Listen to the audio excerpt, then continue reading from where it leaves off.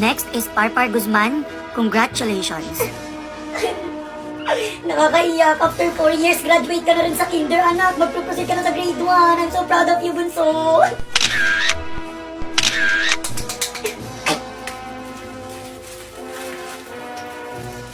Parpar! Parpar, anak! Kahit wala kang medal, proud ako sa'yo.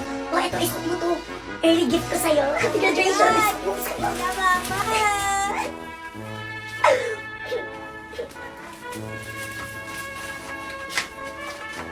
Ang dami na ito.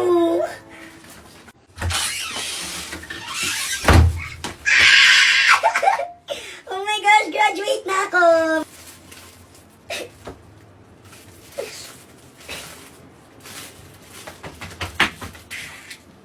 The next day.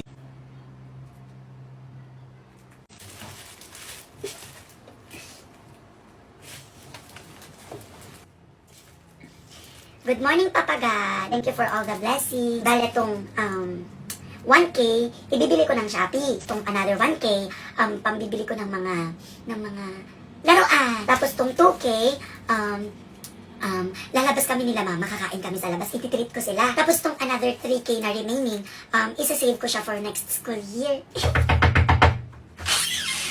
Hi, Papa! Magkano na ulit yung binigay ko sa'yo ng graduation mo, anak? 6K po, mama. Bakit po? Bale, 3K babayaran ng kuryente, 1K sa tubig, tapos 2K yung ginastos ko sa dinner natin ng graduation mo. Bale, 6K lahat. Kukunin ko yan bukas, ha? Magbabayad na ako. Congrats! Hi!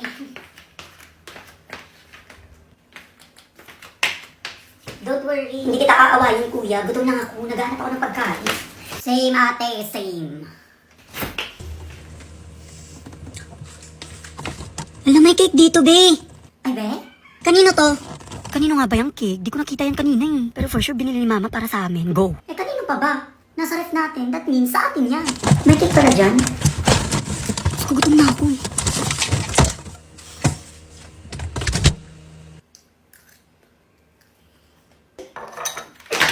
Ang sarap.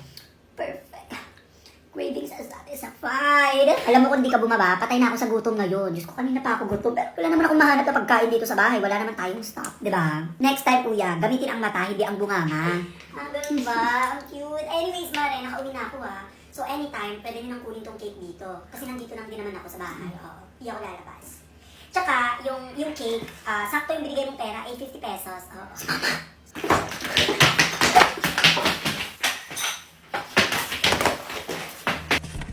Oh yes, Mare, nandito lang yung cake. Nakaka-excite yung i-surprise, lalo na favorite cake niya yan, Mari. Nasaan yung cake? Mare, hello? Dito ko lang yung nilagay.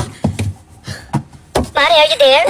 Mare, I'll call you back. Oo. Mare, on the way na kami. On the way na? Yes, malapit na. Sige, wait lang. Sige, go. See you, Mare! Yung cake. Ang sarap. Huwag ka maingay. Rapat! Patpat! Ang sarap talaga. Marinig tayo dito. Akala nyo hindi ko kayo maririnig dito? Bakit yung kinain niyang cake? Hindi sa atin yan, pinabili lang sa akin. A few minutes later. Oo, tama. Masarap na siya, bongga. Sa nga. Mare, we're here. Kukunin lang namin yung cake sa'yo. Oh my gosh, I can't wait to surprise my anak. Mare, where are you? Oh my gosh, first time ever ma-surprise yung anak ko. Mare, can you open the door, please? Kuya, gising na. Anong oras na? Diyos ko, papasok pa tayo sa school. May mga exams pa ako, may mga quiz pa ako sa isang subject ko. Tapos may mga projects pa akong ipapasa. Ano, ganito na lang tayo lagi. Late na lang tayo lagi pumapasok sa school. Diyos ko, magagalit niyan si mama. Anong oras na? Gising na, ayokong malate. Gising na, galaw siya. Ayokong malate, kuya. Ayoko. Hinday kita sa baba. Bilis! Ito na, magpiprepare na. Oh my gosh.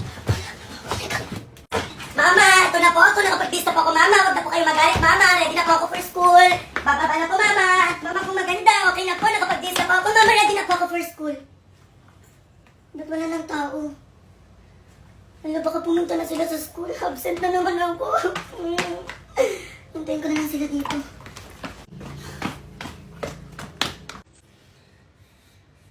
Uy, Rapat, anong ginagawa mo dito, anak, ang aga-aga? Mama! Mama, nandyan ka po pala. Thank you, Lord. Akala ko naiwan na naman ako. Oh my gosh, akala ko late na naman ako pumunta sa school. Mama, wag ka na po magalit. Ready na pa ako pumunta sa school. Tara na po. Nasaan po pala si Bunso, Mama? Ano? Anong ready? Anong pupunta sa school? Mama, pupunta pa ako sa school. Nakapag-prepare na po ako, Mama. Binilisan ko na pong mag-base kasi sabi po ni Bunso, nagagalit na raw po kayo kasi late na naman po yung gising ko. Anong nagagalit? Ba't ako magagalit? Diyos ko, Rap, hindi mo ba alam na suspended yung pasok nyo? Suspended? Si Bunso nga yung gumising sa akin, Mama, nakapag-base na nga po siya and everything. May bag na din siyang dala. Bakit mo dinadama yung kapatid mo dito? Nandun siya sa kwarto, tulog. Ito maagang nagising yung kapatid mo kanina si Parpar. Alas 5 pa lang, magbibihis na sana siya. Pero sinabi ko sa kanya na suspended yung pasok nyo kasi may bagyong paparating. Kaya pinatulog ko ulit siya at sinabi ko sa kanya na huwag ka nang gisingin kasi wala nang pasok. At saka, Rap, wait lang ha. Alam ko na naman yung style mo. Eme-eme, papasok ka para makahingi ka na naman sa akin ng baon. Alam mo, ikaw dinadami mo yung kapatid mo. Nandun naman siya, hindi natulog ha. Wala kayong pasok, suspended. Para naman nakatulong-tulong ka dito sa bahay para hindi lagi sakit ng ulo yung dinadala mo dito. Since hindi pa naman umuulan at hindi pa naman dumadating yung bagyo, ilaba mo lahat yung damit ng kapatid mo, yung damit ko, tsaka damit mo. Para pag umulan, wala na tayong problema. Go na, bilisan mo! Pasok, papasok, pinagrarason pa yung kapatid para makakupit sa akin. Patayin mo, patayin mo, patayin mo. Sabunutan mo, sabunutan mo. Fake friend. O, Rap, ikaw muna bahala sa kapatid mo. O, sige ma, ingat ka. Ako na bahala. Bunso, mamamaling ka lang si Mama saglit ha. Ibibilhan kita ng maraming pagkain. Yay! O, siya, alis na ako. O, Rap, ikaw muna bahala. Hoy, ikaw, wag ka makulit dyan. Wala si Mama nakakampi mo ngayon. Oh my God, may parcel pala akong darating ngayon. Magkano? 800. Saan ako kukuha ng pera ngayon? Oh my God. Yung wallet ni Mama.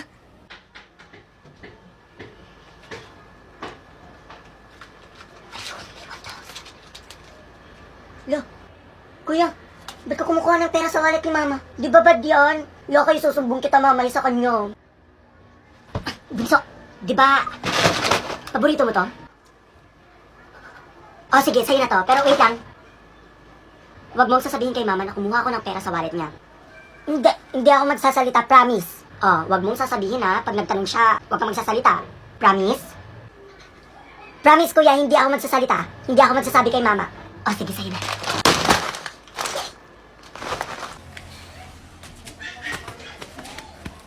Ano? Yung wallet ko nakalimutan ko sa bahay.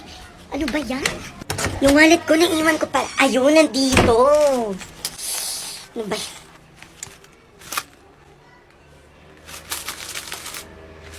Nasaan yung pera nito? Rap. Bunso, nakita niyo ba yung pera ko dito?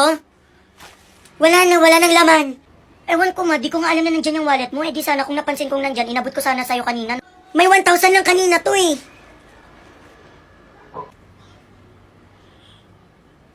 Mama, si Kuya ang kumuha. Nakita ko kanina habang naglalaro ako dito na kinuha niya yung wallet mo. Tapos Mama, binigyan niya to sa akin, no? Kapalit daw rin hindi daw ako magsasalita pag nagtanong kayo sa amin. Tinuturuan niya ako magsinungaling, Mama.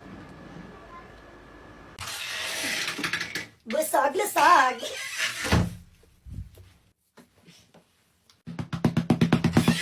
Sino ang kumain sa Pringles ko? Mama, hindi po ako ang kumain sa Pringles niya, promise mo. Hindi po ako ang kumain sa Pringles niyo. Walang amen? Parpar! Mama, bakit naman ako aamin? Hindi naman talaga ako yung kumain. Nandito lang ako sa loob. Mama, si Kuya po. Mama, kakagaling niya po dyan sa labas. Oo po, Mama. Kakapasok lang po niya dito. Promise, Mama. Siya po ang kumain. Final answer. Siya ang kumain sa Pringles ninyo. Rap! Diyos ko, Ma, basta hindi ako yung kumain sa Pringles mo. Yun na yun. Itong si Mama kasi, Kuya, no, parang Pringles lang. Yung mga binibigay nga ng ninong natin, kinukuha niya, hindi naman niya sinasauli. Wala namang issue sa atin. Ginabastos lang din niya palagi. Ano ang lagi kong sinasabi sa inyong dalawa? Huwag kukunin kung hindi sa inyo. Or magpaalam kayo sa may-ari bago niyo kunin. Inubos niyo pa? Kabastos kayo? Di man lang kayo nagtira ng isang piraso? Anong gagawin ko dito ngayon? Pwes ka rin. Kung sinong aamin, bibigyan ko ng 2 chips at isang Pepsi. Tapos may 1,000 pa kayo sa akin for being honest. Ngayon, sino ang kumain sa Pringles ko? Mama, ako po ang kumain sa Pringles niyo kasi nung bumaba po ako, nagutom po ako. Tapos nakita ko po yung Pringles niyo. Edi yun yung kinain ko, Mama. Nagiging honest po ako, hindi dahil may ibibigay po kayo pag naging honest kami. Nagiging honest po ako kasi bad po ang maging liar.